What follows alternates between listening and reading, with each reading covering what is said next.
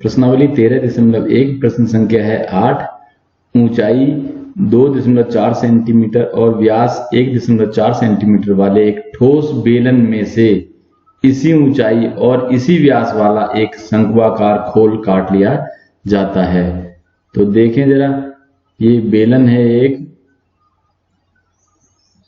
इसी ऊंचाई का और इसी व्यास का एक, इसमें से क्या कर लिया, एक शंक्वाकार खोल काट लिया। तो इसके अंदर हमने इस तरह से छेद कर दिया कि ये शंक्वाकार हो गया। तो ऊपर ये अब इसमें ये गड्ढा हो गया है इस तरह का। तो अब देखें हम, शेष बचे हुए ठोस का निकटतम वर्ग सेंटीमीटर तक पृष्ठीय क्षेत्रफल ज्ञात कीजिए। तो इसका क्षेत्रफल अगर मैं पेंट करूंगा तो देखो, बाहर की दीवारें हैं बेलन की, उन पे करना ही है, यानी कि बेलन का वक्र पृष्ठ। बेलन की जो तली है वो भी वृत्ताकार ही है, क्योंकि ठोस था ये, खोखला तो था नहीं, तो नीचे भी वृत्ताकार पृष्ठ होगा, तो उस पे पेंट करना पड़ेगा। अब अंदर जो है गहरा हो गया है, कैसा हुआ है, शंकु के आकार का। तो शंकु का वक्र पृष्ठीय क्षेत्रफल, इतने पे हमको पेंट करना पड़ेगा। और ऊपर तो यहाँ खोखला हो गया है, तो ये तो लेंगे नहीं हम। तो क्या चीज लेनी पड़ेगी, 3 चीजें लेनी पड़ेंगी। बेलन का वक्र पृष्ठीय क्षेत्रफल, शंकु का वक्र पृष्ठीय क्षेत्रफल और पैंदी का, यानी कि वृत्त का क्षेत्रफल। पैंदी वृत्ताकार है, मतलब तला जो है वृत्ताकार है, क्योंकि ये ठोस था, तो वहां पे भी पेंट करना पड़ेगा अगर मुझे पेंट करना पड़ा तो, है ना। तो ये है पेंट करना। क्यों बोला मैंने इसलिए बोला ताकि आपको पृष्ठ समझ में आएगी कौन कौन से पृष्ठ हमको लेने हैं। तो देखें क्या क्या दिया हुआ है इसमें। इसकी ऊंचाई दी हुई है 2.4 सेंटीमीटर। इसके आधार का व्यास भी दिया हुआ है 1.4 सेंटीमीटर।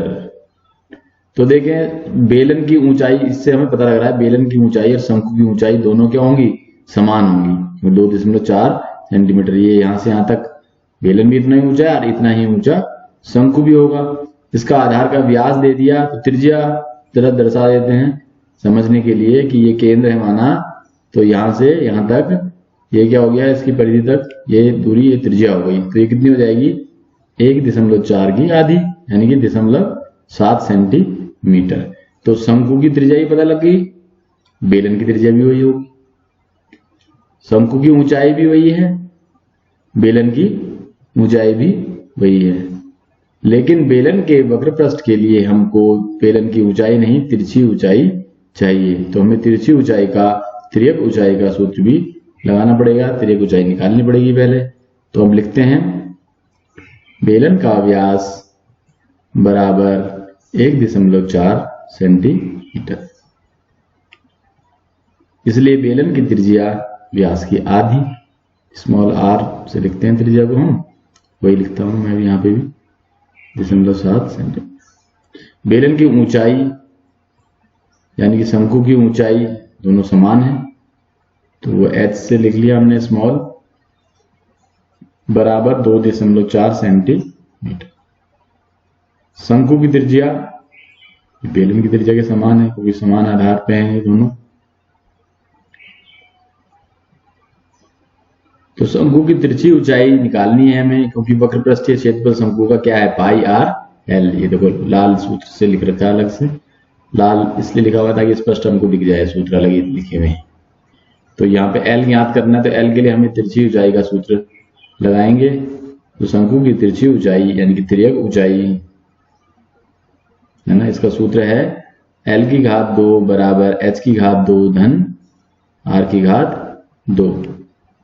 तो मैं अपेक्षा करता हूँ कि आपको भी सूत्र याद होंगे, कक्षा 9 में हमने अच्छे से पढ़ा हुआ है। वहां पे सिंगल अलग अलग निकालने थे, यहाँ पे संयोजन है, यहाँ पे 2-3 आकृतियों का संयोजन है। वहां पे हमने सिर्फ शंकु निकाला, सिर्फ बेलन निकाला, सिर्फ घनाभ निकाला, सिर्फ घन निकाला, सिर्फ ठोस गोले का या खोखले गोले का निकाला, सब अलग अलग थे। लेकिन यहाँ पे ये क्या है, मिसलिनियस है, यानी कि संयोजित है, जिसमें शंकु भी है और बेलन भी है।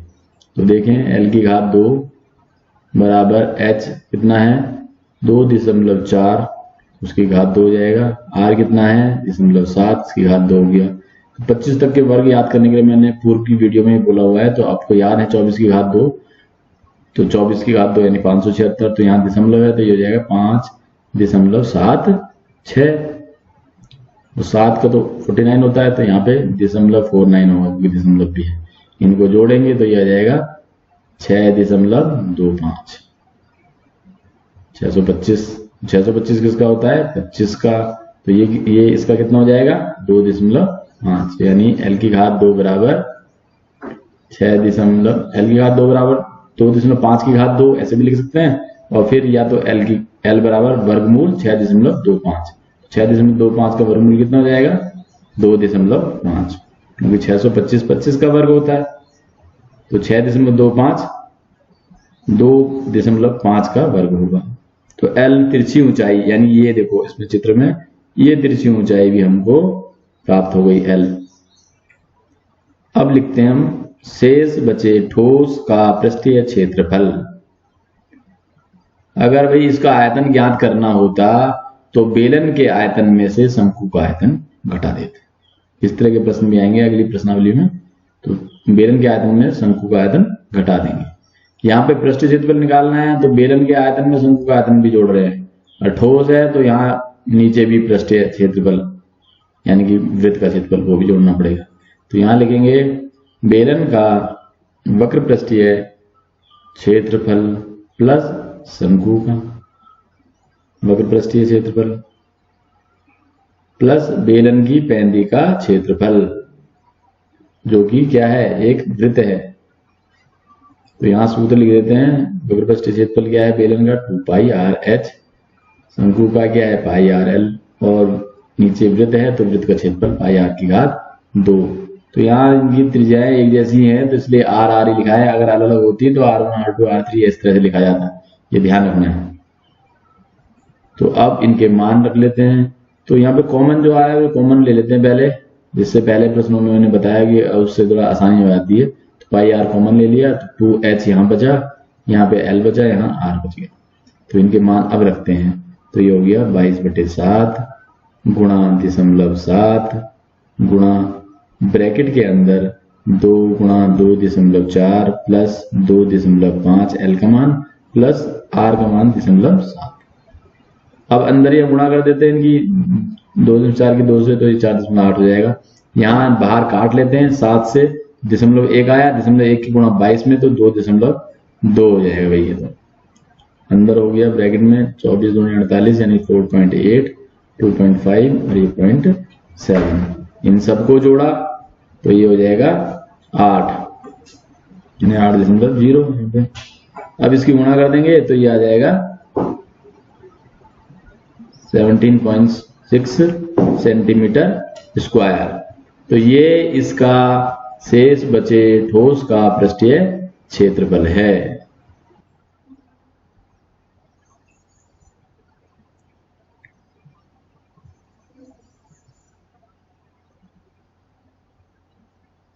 तो शेष बचे ठोस का पृष्ठीय क्षेत्रफल आ गया 17.6 वर्ग सेंटीमीटर।